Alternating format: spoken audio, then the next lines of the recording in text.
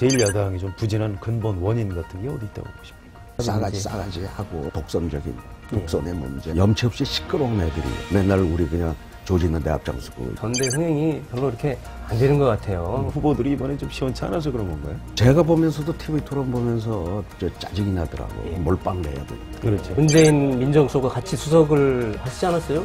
그분과 가까운 사이 아닙니까? 나는 술 한 잔 먹어본 일이 없어요. 문재인하고 가까운 사람 별로 없었어요. 아, 그런가요? 평소에 의리를 그렇게 중요시하냐면 유인태 의원께서. 왜 근데 저한테 의리를 지키라고 하세요? 무슨 놈의 의리가 있나?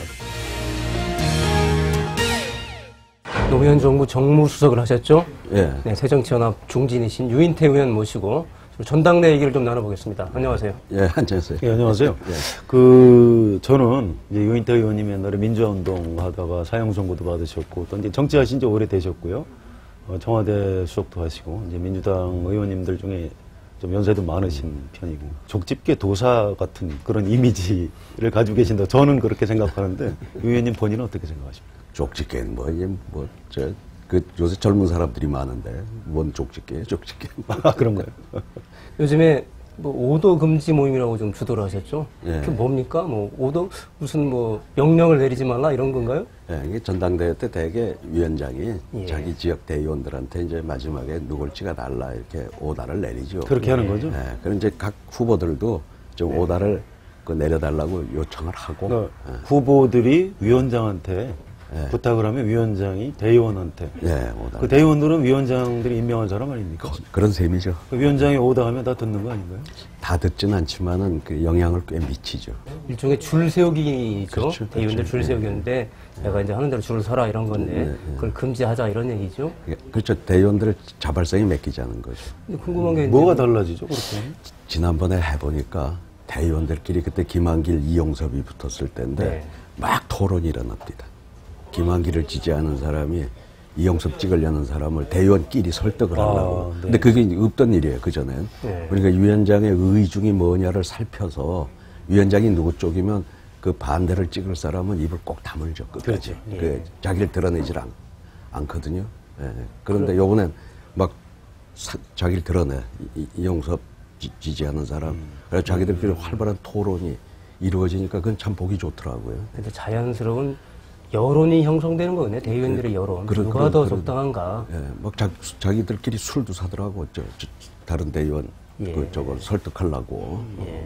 지금도 그런 현상이 벌어집니까? 우리 여기 참여한 사람들은 나는 대의원들을 알아서 해라. 난 안 한다. 이렇게 된 데서는 그 토론이 벌어진대요. 이번이 지금 그럼 오도금지 두 번째죠. 지난번에 두 한번 번째죠. 했던 예. 거고 시즌2인데 이번에 참여한 지금 그 지역위원장이 6명, 60명. 66분. 예. 지난번에는 몇 분이 참여했어요? 지난번 59명이요. 예, 7분이 더 많이 참여하셨네요. 왜 그러죠, 이번에? 지난번에는 예를 들어 김한길 의원이 나왔었으니까 예. 그쪽 지지하는 사람은 다 오다 내려야 되는데 예. 그쪽 오다 내렸던 사람들이 이번에 좀 참여를 꽤 했어요. 그렇죠. 이제 예. 이른바 비노에서 후보들이 딱히 없기 때문에 예. 그분들이 많이 이제 참여를 하셨다 이 얘기군요. 위원회별로 한 50명 정도 되죠? 지역위원회? 예, 지역위원회별로 그렇죠. 대의원이 그 대략 한 40몇 명. 한 40명에서 50명. 예. 그분들 중에 지금 이번에 문재인, 박지원, 이인영 좀 갈리고 그렇습니까? 어떻습니까, 현장이? 그 잘 모르겠어요. 대개 연세 드신 위원장님한테 분들. 잘 말씀 안 하세요? 아니, 그러니까 우리 쪽은 터놨으니까 터놨으니까. 이제 얘기들을 막 하죠. 하는데 세대로 많이 갈리고요. 연세 드신 분들은 아무래도 박지원 후보 지지가 좀 많고 요번에 또 청년 여성을 50% 하고 대의원에 예. 강제 조항이라 또 저 청년이 또 몇 프로 이상이 들어가 있거든요. 청년 쪽에서는 또 좀 문이 우세하고. 문재인, 이인영 이쪽이 조금 나오겠네요. 예. 근데 이제 5도 금지 모임 한 66분이면 이제 적지 않은 숫자거든요. 예. 그러면 판세에도 좀 영향을 미치겠네요. 모르겠어요. 판세는 어떻게 미칠지. 어떤 근데 영향을 어쨌든 미칠지는. 요번에 5달 내린 사람은 이제 누가 대표가 되면 그 주류가 되는 거예요. 예. 그럴 거 아니에요. 5달 내려준 사람이 예. 그 만드는데 공신이 되는 거 아니에요. 예. 그러니까 요번에 안 한 사람들은 그야말로 중도가 되는 거고. 중도나 비주류가 되겠네요. 그러니까 이제 5도를 내리는 사람들은 비주류는 떨어진 사람, 5다 내린 사람이 비주류고 여기는 저기 5달 안 내린 사람 비주류는 아니고 중도가 되는 중도죠. 거죠. 그런데 이제 지역구에서 대변들에게 줄 세우기를 강요한 사람들이 곧 사실은 보스한테 줄을 서는 행태, 이게 이중적인 의미가 있는 것 같아요. 그렇죠. 그 오랫동안 관행이었기 때문에 특히 이번에 이제 참여를 하고 싶은데 못하는 사람이 이인영 오다 내리는 사람들, 이인영 후보. 그러니까 인재근 의원, 최규성 의원, 자긴 하나 이인영 때문에 못해. 참여를 하고 싶은 우상호, 전부 오다를 내려야 되기 진성준, 박홍근, 젊은 의원들하고 인재가 여기 그 둘한테는 안 내리는데 아이고 난 이인영 찍어달라고 해야 되니 내가 여기 참여를 못한다 그래 그쪽이 싹 빠진 거죠. 그런 애로장이 좀 있겠네요. 그게 몇십 명 돼요. 돌직구 질문 하나 던지겠습니다. 이번 대표 누가 되십니까? 그거 어떻게 알아요? 다들 아니 궁금해요. 족집게 도선이면 아셔야죠. 그건 진짜 뭐 알 길이 없어요. 이번에 이제 그 빅3 불출마 속구 움직임도 좀 주도를 하셨고, 오도금지 모임도 좀 주도를 하셨고, 그러다 보면 이제 세 분의 주요 주자들, 대표 주자들이 좀 원성을 사지 않았어요? 정세균 후보는 빠지신 거죠? 그렇죠. 저는 뭐 처음부터 나섰던 건 아니고 민진모 뭐 이쪽이 중심이 돼서 세 명 불출마 촉구를 했는데 나중에 저도 그냥 이름을 얹었죠. 그래서 빅3 불출마에는 문재인 후보까지는 한 대만 하겠다 이제 이랬던 모양인데 그렇죠. 박지원 후보가 박지원 후보가 거절하신 걸로 돼 있죠. 말도 못 붙이게 그냥 아예 뭐 면담조차도 뭐 안 받아줬다고 전 나중에 들은 얘기입니다만. 정세균 후보는 본인이 불출마하신 거 보면 그 빅3 동시에 안 나오면 안 나올 생각이 있었던 것 같고요. 그랬죠. 뭔도 뭐 박지원 후보까지 한다 그러면 나도 그러겠다 뭐 이랬다고 하대요. 빅3 불출마도 촉구하시고 그다음에 오도금지 모임도 주도하시고 이런 게 이제 무슨 당을 위해서 뭔가 도움이 된다고 왜 그런 행위들을 이게 무슨 하시는 거죠? 그 세 명 불출마가 처음에는 뭐 그런 얘기들이 나올 때 김진표 의원도 뭐 그 비슷한 얘기를 했었어요. 그거 시작했죠. 그 말이 되냐 남의 국민권을 제한하는 거라. 왜 못 나오게 하냐? 처음엔 욕을 했어요. 미친놈들. 그 무슨 근데 그 다음에 이렇게 흘러간 걸 보니 전당대 이후에 화합과 통합 이런 걸 생각하니까 그 얘기도 일리가 있겠다. 그리고 또 사실은 또 그때 뭐 조금 그리는 다른 대안이 좀 머릿속에 좀 그쪽도 있었고. 이제 누구였습니까? 뭐 다 아시잖아요. 김부겸 의원? 김부겸을 어떻게 좀 끄잡아내면 그건 원래 소위 말하는 그 민진모 여기서 그러려고 그랬고 이쪽에서도 그렇고. 김부겸 의원 이제 특별히 이제 비노나 뭐 친노나 개파성이 좀 약하고 뭐 그런 게 있겠죠. 근데 출마하라는 오더를 안 들은 거네요. 김부겸 의원. 이 금년 1년 당대표는 박근혜 정부하고 심하게 각을 세워야 될 터인데 그 역할엔 자기가 맞질 않다. 왜 안 맞죠? 지난 뭐 지방선거 때 뭐 박근혜 대통령 마침 뭐 함께 갈 것처럼 잔뜩 스스로 그렇게 이제 해놓고 또 내년 총선에서 하여튼 어쨌든 이걸 한번 돌파하겠다. 그 지역구가 대구라는 특수성이 있는 거죠. 근데 그거 좀 이상하네요. 야당 대표면은 박근혜 정권하고 세게 좀 충돌하는 게 당연한 거 아닌가요? 당연한데 그러니까 그 역할에 자기가 할 수 없다. 좀 어울리질 않는다는 거 하고 좀 세게 붙는 거예요. 또 내년 저 지역구에 있는 사람들이 전부 말린 모양이에요. 내년에 너 되는데 뭐하라 다시 그 되면 이제 서울로 올라와야 될 거 아니에요. 대표가 되면 1년간. 당대표가 되면 대구에 있을 수 없는 있을 수 없고 뭐 거기에서 워낙 또 강하게 만류를 했던 모양입니다. 그런데 저 유인태 의원께서는 청와대에 계실 때 정무수석으로 계실 때 지금 문재인 민정수석과 같이 수석을 하시지 않았어요? 그분과 가까운 사이 아닙니까? 같이 그 1년간 근무는 했지만 따로 술 한 잔 먹어본 일이 없어요. 별로 가깝지 않으셨던 모양이네요. 뭐 문재인하고 가까운 사람 별로 없었을 거예요. 그런가요? 별로. 그 사람이 좀 이렇게 차가우신 편인가요? 좀 딱딱하죠. 딱딱하다. 차갑다, 딱딱하다. 뭐 약간 어감이 다른 것 같아요. 유인태 의원께서는 지금 노무현 정부에서 정무수석까지 하셨단 말이에요. 그러면 이제 이른바 친노라고 불리는 정치적 집단의 대표격인 문재인 후보께서 나왔으면 마땅히 이제 평소에 의리를 그렇게 중요시 하는 유인태 의원께서 그 문재인 후보를 적극 지원하는 게 도리 아닙니까? 정치적 도리로 보면은? 근데 요새 친노라고 하는 그에 대해서 사실 전 참 불만이 많은데 이제 일부 언론 특히 고약한 종편이 맨날 친노 강경파, 친노 종북 강경파. 근데 그 친노 강경파 그 친구들 만나서도 제가 몇 번 그랬어요. 너희 친노 강경파가 무슨 뜻으로 쓰냐? 친노 플러스 강경파냐? 친노 안의 강경파를 의미하는 거냐? 그 대답을 못 해요. 그렇게 물어보면 사실 그건 아주 잘못된 프레임을 그 고약한 몇 언론들이 그렇죠. 그 하는 건데 적어도 한결에 계신 분들은 그런 거 이렇게 따라하면 안 돼요. 알겠습니다. 그래서 저희는 친노라고만 했지 강경파라고는 안 썼습니다. 저는 지난 저 원내대표 이 19대 첫 원내대표 때 친노가 이박 담합으로다가 친노는 다 박지원을 찍었어요. 저를 안 그렇죠, 찍고. 그렇죠. 네, 왜 근데 저한테 의리를 지키라고 하세요? 무슨 놈의 의리가 있다고. 그러네요. 왜 그걸 잊어먹고 나한테 지켜도 되겠네. 친노라.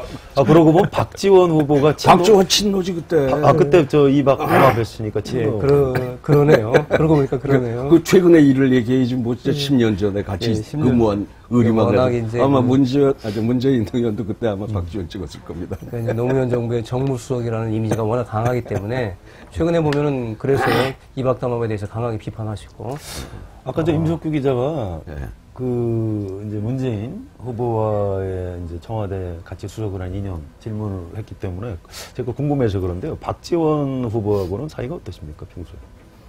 뭐 그 양반하고도 14대 국회의원을 같이 했죠. 처음 국회의원을 하실 때 예, 근데 그 양반의 그때 삶이라고 하는 건 주로 부대변인을 오래 그렇죠. 하면서 예. 1년 365일 중에 한 360일은 기자들하고 살죠. 늦게까지 술 먹고 예. 그러던 분이라 뭐 따로 술 한 잔을 해본 일은 없어요. 별로 그 가깝지 않으신 편. 그렇죠. 아무래도 그렇게 그러니까 뭐 교류가 없었죠. 그리고 저보다 그러니까 오더 금지를 내릴 만한 여러 가지 충분한 이유가 있긴 있네요. 아니 그리고 지난 원내대표 때 저 친노의 도움을 받아 저를 꺾었던 사람인데. 아, 그렇죠. 예. 사이가 안 좋을 수밖에 없네. 어쨌거나요. 요즘 보면은 그 전대 흥행이 별로 이렇게 안 되는 것 같아요. 왜 그렇습니까? 근데 그것도 말이죠. 네.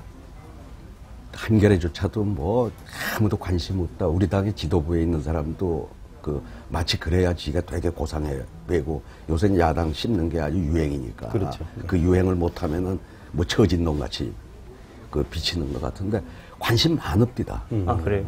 아니 나 다녀보면 누가 돼? 네. 이 질문을 우리 당원이 아닌 뭐 고등학교 동기들 어제도 뭐 문상 가니까 이번에 누가 돼? 그렇군요. 이거 그 관심이 있다는 거 아니에요. 그렇죠. 어느 놈이 되든 그럼 왜 물어보겠어요. 이제 그런 질문을 많이 받는데 예.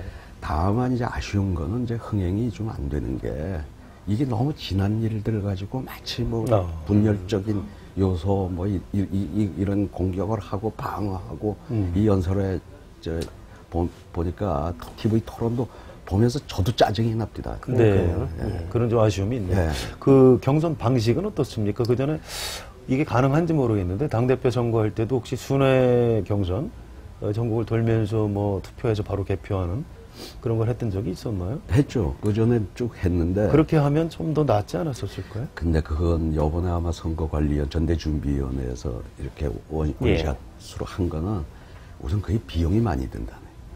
이게 되니까 제주부터. 네. 우선 제주 경선부터 뭐 지역마다 소위 몰빵을 해야 되는. 그렇죠. 초반에 이걸 승기를 잡아야 된다고 그래서. 그러니까 동원하고 뭐 부작용이 너무 많다. 부작용이 오히려 그게 부작용이 크고 또 지역을 어디부터 하냐. 자기 유리한데 그렇죠. 앞순위에 넣으려고 하는 합의도 또 골치 아프고. 그런 거 있는 것 같아요. 그러니까 이제 지역마다 그 표 순위를 공개를 하면은 그게 이제 뭐라 그러나요? 그 결과 자체가 또 다른 지역 대의원들한테 영향을 미쳐서 좀 표심이 왜곡되는 효과도 있다 이런 것 같은데. 2002년에 저 노무현 그렇죠. 이인재 예. 그때 뭐 누가 저 노무현 별로 될 거라고 기대 안 할 때 그렇죠. 광주에서 대놓고 나서 막상 이인재 의원 텃밭인 충청은 그 의미가 없어지다시피 그렇게 됐죠. 이제 그런 부작용 흥행은 도움이 되지만 또 부작용이 꽤 있다고 해서 그런 모양입니다. 후보들 간의 그 논쟁도 좀 멋있게 되면 좋을 텐데 아까 말씀하셨듯이 너무 과거지향적으로 되다 보니까 그런데 그건 왜 그렇습니까? 원래 후보들이 이번에 좀 시원치 않아서 그런 건가요? 그게 지금 대의원들 감성에 좀 그렇게 접근하고 호소하는 게 표가 된다고 하는 쪽에서 표가 그게 득표에 유리하다? 유리하다고 하는 쪽에서 구도 자체가 그러니까 유인태 의원께서 빅3 불출마를 촉구하는 그 취지 자체가 이제 이런 염려가 있었을 거예요. 물론 정세균 후보는 안 나왔지만은 그 구도 자체가 그렇게 짜이면서 과거지향적인 대결 구도가 될 수가 있다. 두 분 다 이제 예전에 노무현 정부 또 김대중 정부 상징하시고 또 여러 가지 그런 것들 때문에 그런 요소들 때문에 과거를 둘러싼 어떤 대립이 선거의 주요 이슈가 돼버리고 어떻게 국민 삶에 대해서 어떻게 책임질 건가 이런 논쟁이 조금 가려지는 측면이 있는 거죠. 아무튼 이게 종편이나 조중동 보도를 보면 뭐 그들만의 전대, 뭐 갈라파고스 전대 이런 말 쓰는데 그쪽에서 이제 일부러 좀 그렇게 그 몰아가는 측면은 있는데 또 이 당 안에서 그렇게 비판받을 만한 빌미를 좀 준 측면도 있는 것 같아요. 있죠. 아니, 아쉬움이 있습니다. 아니 제가 보면서도 TV 토론 보면서 짜증이 나더라고. 왜 저렇게만 하나. 대통령의 시간, 이명박 전 대통령이 펴낸 회고록의 제목입니다. 책 내용 중에 두 군데가 박근혜 대통령의 심기를 건드린 것 같습니다. 박근혜 대통령의 의중을 전하는 청와대 관계자가 박근혜 대통령이 세종시 수정안을 반대한 게 당시 정운찬 총리를 견제하기 위해서라고 얘기한 것은 유감이다 이렇게 밝혔습니다. 또 지금 남북 대화를 비롯해서 외교 문제가 민감한데 과거 남북 간 접촉 내용을 세세하게 밝히는 것이 과연 국익에 도움이 되겠느냐는 우려가 있다 이렇게 말했습니다. 그러자 이명박 전 대통령은 논쟁을 일으키자는 게 본래 취지가 아니다라고 물러섰습니다. 자신의 참모들에게 정치적인 논란을 일으킬 발언은 자제하라고 지시했습니다. 현직 대통령과 전직 대통령이 싸우면 누가 이길까요? 물론 살아있는 권력인 현직 대통령이 이깁니다. 대통령을 해봐서 이런 이치를 잘 알고 있는 이명박 대통령이 싸움을 피해간 것입니다. 그럼 상황이 끝난 것일까요? 그렇지는 않은 것 같습니다. 역대 대통령들은 모두 다음 대통령과 정치적인 갈등을 빚었고 결과는 전직 대통령들의 참담한 패배였습니다. 현직 대통령 중에는 자신이 정치적 위기에 봉착했을 때 전직 대통령을 희생양으로 삼은 사람들도 있었습니다. 박근혜 대통령과 이명박 전 대통령은 대통령이 되기 훨씬 전부터 사이가 매우 나빴습니다. 박근혜 대통령도 집권 3년 차에 정치적 위기를 돌파하는 방안으로 이명박 전 대통령 카드를 만지작거리고 있을 가능성이 있습니다. 이명박 전 대통령의 운명은 앞으로 어떻게 되는 것일까요? 이렇게 지금 전대가 끝났다. 그러면 당 지지율이 올라가고 막 그럴까요? 누가 되든지 간에? 어떻게 보세요? 모르겠어요. 소위 컨벤션 효과가 얼마나 있을런지 모르겠는데 그거 별로 의미 없는 거죠. 뭐 조금 올라가고. 원래는 좀 있는 거 아닙니까? 요새 좀 꽤 올라갔다고 하대요. 전 지금 꾸준히 좀 올라가고 있던데. 엊그전가 어제 서울시당 대회 때 얘기 들어보니 30%. 어떤 데 30% 가까이까지 이렇게 갔다고들 하길래 아유 전 그런 거에 일희일비하는 그 자체가 못마땅하니까. 약간 올라지만 아직 눈에 띄는 상승이라고 볼 정도는 아닌 것 같고요. 원래 새정치민주연합 정당 지지율이 그 정도 아니었나요? 원래 그랬어요. DJ 총재 시절에 항상 저쪽은 한 2, 3%면 우리는 21, 2%. 예. 그랬어요. 10%포인트 차이는 언제나 났던 것 같아요. 자, 지금 이 새로운 지도부가 당장 이제 4월에 세 군데에서 보궐선거가 치러진단 말이에요. 전부 다 야당이 선점하고 있던 지역이에요. 그러면은. 통합진보당 의원들. 그렇죠. 통합진보당 의원 세 군데 어쨌든 야권이니까. 그래서 같이 야권연대도 하고 그랬지 않습니까? 관악까지 같은 경우에. 그러면 거기에 대해서 이겨야 된단 말이에요. 이길 수 있다고 보세요? 이 지도부가 누가 됐든지 간에. 근데 이제 보궐선거는 사실은 우리로서는 좀 불리한 선거죠. 보궐선거 투표율이 워낙 낮고. 지역을 보면은 원래 야권이 유리한 지역이죠. 지역으로는 그렇지만 이제 보궐선거 특성상 대개 이제 연세된 분들 투표율이 높고 젊은 사람들 거의 투표 안 하는 거기 때문에 그렇게 낙관할 수만은 없지만 그리고 저 성남 지역은 원래 저쪽 이번에 우리가 됐지 그 전에 그 신상진 두 번인가 했던 그런데 그러니까 쉽지 않은 지역이죠. 그 맛은 꼭 우리한테 거기다가 이번에 우리가 또 분열까지 하면은 그렇게 만만한 선거는 아니라고 보죠. 분열 말씀을 하셨으니까요. 지금 신당 추진 모임들이 지금 움직이고 있단 말이에요. 국민 모임이라고 있고요. 또 정동영 전 의장 탈당해서 합류했고요. 또 그 진보 정당들도 새로운 재편 움직임을 보고 있습니다. 희망사항으로는 잘 됐으면 좋겠어요. 근데 전망으로는 잘 안 될 것 같아요.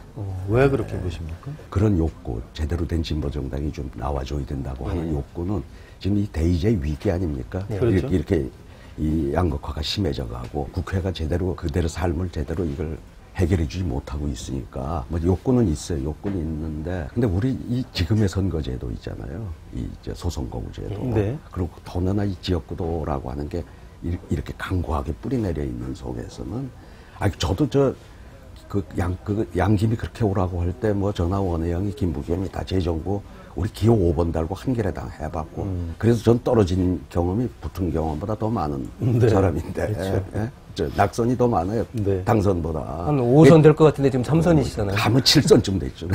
근데 어쨌든 또 기호 3번 달았잖아요. 저 김대중 총재가 새정치 국민회의 만들 때 안 따라가고 민주당 상존이 안 돼요. 지금 네. 이게. 근데 과연 지금 그쪽이 잘 됐으면 좋겠는데 그렇게 뿌리 내리기는 쉽지 않을 거다. 새정치민주연합으로서는 경쟁해야 될 대상이기도 하잖아요. 호남 같은 데서 또 경쟁을 해야 되고 또 당장 보궐선거에서도 후보를 낼 수 있을까요?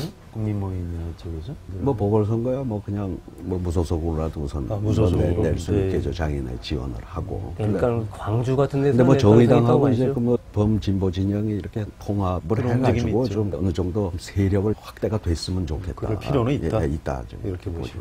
진보 정당들이 기존에 한 서너 개 있는 거고요. 예. 또 이제 그 국민모임 또 정동영 전 의원 이런 분들이 또 하는 새로운 정당이 이제 또 그것과 별개로 야권 블록에서 또 하나의 정당으로 남을 가능성도 고착화될 가능성도 있단 말이에요. 이 경우는 상당히 좀 우려스러운 면이 있지 않습니까? 저 진보 정당들끼리라도 좀 대통합을 좀 네. 하기를 바래요. 제3정당이 존재하는 게 예. 오히려 지금 새정치민주연합에도 도움이 되죠? 도움이 되죠. 그렇게 보시죠? 그럼 뭐 우리 쪽에서 맨날 뭐 문재인이 되면은 뭐 중도 통합당 뭐 나가서 만드니 어쩌니 했었는데 지금 오히려 우리에게 더 필요한 건 이 비어 있는 공간은 그 부분이 아니라 지금 진보 정당. 지금 이 네. 부분 아니겠어요? 그러니까 오히려 이쪽이 좀 그 국민적인 지지도 좀 더 올라가는 게 우리한테는 많은 자극도 되고 그렇죠. 예, 네. 좀 그렇게 보죠. 알겠습니다. 이렇게 제1야당이 좀 부진한 근본 원인 같은 게 어디 있다고 보십니까? 기본적으로 지금의 이 소선거구제 하에서 네. 더군다나 이제 이 강관 지역구도가 선거를 결정하는 제일 큰 요인 아닙니까? 지금 이 선거제도 가지고는 네. 사실상 딱 한 번 그 탄핵 때 그 열린우리당이 네. 이겨본 일 외에는 뭐 아주 한 이례적인 번, 예, 거고요. 한 번도 저는 그러니까 기본적으로 우리가 좀 다당제로 이제 가야 된다고 생각해요. 다당제가 다당제로 가려면 어떻게 가야 되죠? 글쎄, 그건 뭐, 가장 이상적인 거는 소위 독일식 그 정당 명부가 정당 가장 명부. 이상적인데 그래, 그 하려고 그러면 뭐 의원 숫자를 한 100명은 늘려야 되는데 그렇죠. 과연 국민 정서가 그걸 받아주겠냐. 뭐 아니면 지역구를 확 줄일 수도 없는 거고. 그러니까 그런 거죠. 뭐 어떤 중간 타협책이라도 한번 같이 해봐야 되는데 기본적으로 새누리당은 지금의 선거제도가 자기들의 유리하죠. 기득권 네. 유지하는데 제일 유리하기 때문에 별 의사가 없죠. 자, 장기적으로 이제 제도 개선이 쉽지가 않을 텐데요. 우선 단기적으로 다음 대선에서 집권을 하려면 어떻게 해야 될까요? 지금 야당이. 우선 전 뭐 물론 아까 이 워낙 양극화가 심해져가는 이 속에서 대의제가 위기고 국회가 사실 그들의 삶의 문제를 해결하는데 한계가 있다는 게 이제 그럼에도 불구하고 더 바닥에 있는 그 서민들의 삶을 조금이라도 낫게 하는데 얼마큼 기여할 수 있느냐 하는 네. 게 이제 그 중요한 걸 거고요. 전 그 다음에 우리의 이 좀 태도의 문제에도 네. 좀 바꿔야 된다고 싸가지 생각해요. 문제죠, 예, 싸가지 문제. 싸가지 하고 하여튼 좀 독선의 문제 그리고 하여간 참 이 판에 와서 보면 염치 없이 시끄러운 애들이 안 그러면 또 이게 생존이 잘 안 되는 누군지 몇 사람 떠오른다.